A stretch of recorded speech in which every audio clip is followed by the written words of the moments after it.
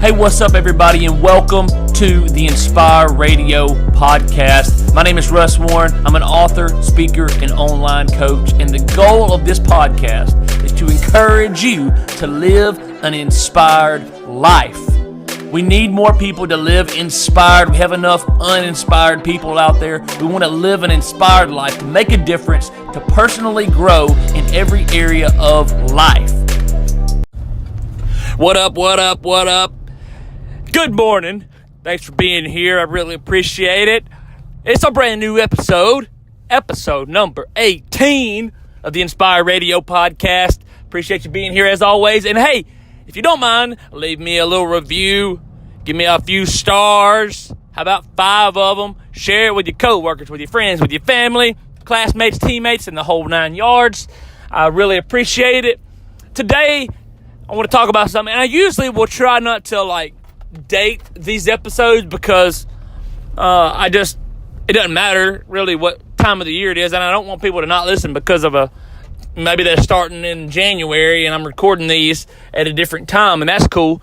But just simply because it doesn't really matter, and the lesson is applicable at any point in time, I want to share with you this weekend.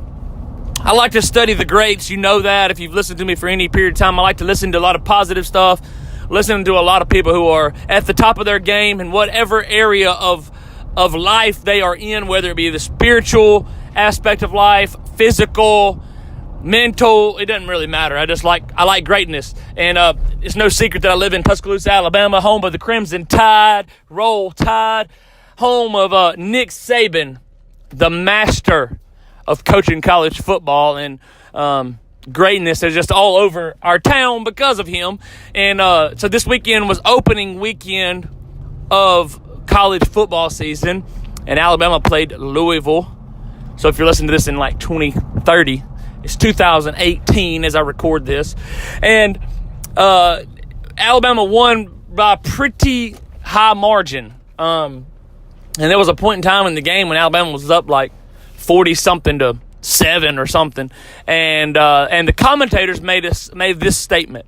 They said, it seems like Nick Saban coaches harder when there's a blowout than they do when it's a close game. Think about that for a second.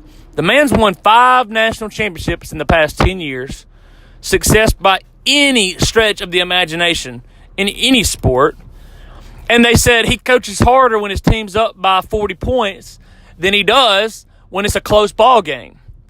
Why? Because greatness, the greats pay attention to the small details, right? It's not just about winning the game. It's not just about even today.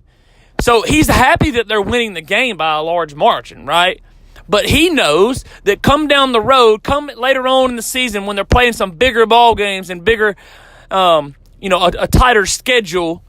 For instance, in the SEC, which is the conference that we are in, he knows that there's going to come a point in time when the little details matter the most. He got in an uproar when one of his players got a penalty for unsportsmanlike conduct, right? And that's so small, but he wants perfection. Not that they're ever going to reach perfection, but he knows that there could come a point in time later in the season when a guy gets ejected for unsportsmanlike conduct and it costs the whole ball game, right? So he gets uptight about it when they're up 40-0, because greatness doesn't care about the scoreboard. Greatness is more about who you are. How great can you be? It doesn't matter about the other team. It doesn't matter how big of a lead you have. What matters is, are you being the best that you can be? Right? And so what we can learn from Coach Saban this weekend, coaching harder when it's 40-0 versus 7-6, is you got to stay on your grind all the time. You got to stay on top of the game all the time. You can't rest. You can't sleep. You can't slumber. You got to stay at the best that you can be all the time. Because you start resting a little bit. You start giving up a little bit. You start playing. You start saying, "I've reached my destiny." You start quitting on the game of life, whatever game it is that you're in. And and the enemy will come at you. And so you got to work on being the best that you can be every second, every day, every play, as we've talked about in another podcast. And so today, whatever you do, it's a Tuesday, coming back after a long weekend. Go out today and just be the best version of you that you can be. Don't get to a point where you say, oh, we've done enough. Ooh, we're winning by a large enough margin in the game of life. No, don't quit. Don't give up. Keep pressing on. Be a better version of yourself tomorrow than you were today. Bam.